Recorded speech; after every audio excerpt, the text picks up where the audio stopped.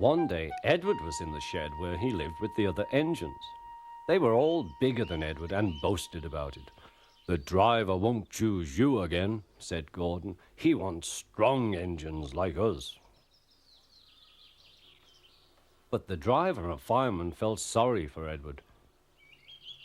"Would you like to come out today?" "Oh, yes, please," said Edward.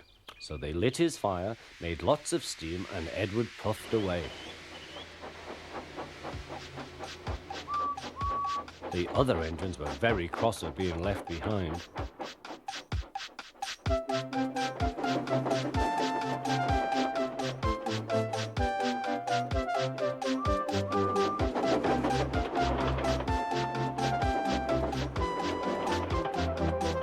Edward worked hard all day. The coaches thought he was very kind, and the driver was very pleased.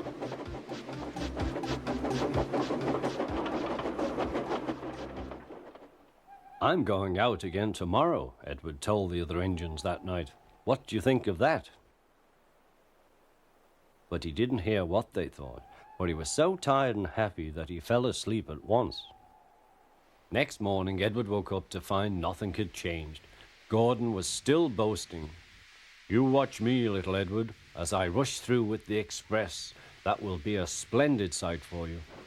Goodbye, little Edward. Look out for me this afternoon."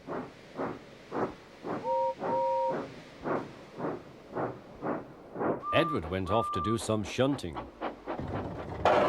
Edward liked shunting. It was fun playing with trucks. He would come up quietly and give them a push.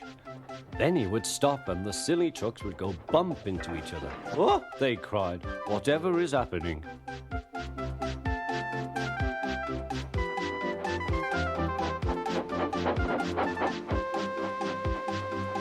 Edward played till there were no more trucks.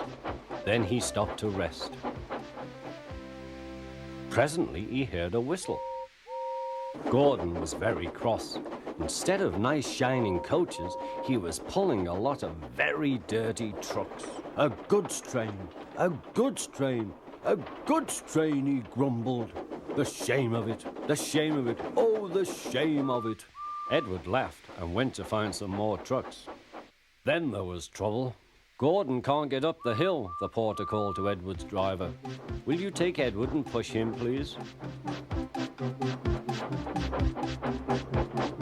They found Gordon halfway up and very cross. His driver and fireman were talking to him severely. "You're not trying." "I can't do it," said Gordon. "The noisy trucks hold an engine back so." Edward's driver came up. "We've come to push." "No use at all," said Gordon. "You wait and see," replied Edward's driver. They brought the train back to the bottom of the hill.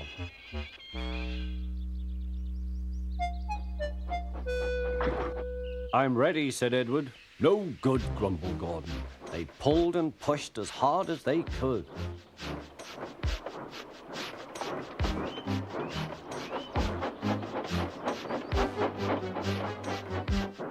"I can't do it, I can't do it, I can't do it," puffed Gordon.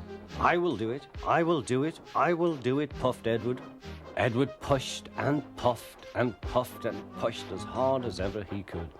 And almost before he realized it, Gordon found himself at the top of the hill. "I've done it, I've done it, I've done it," he said proudly. He forgot all about Edward and didn't wait to say thank you.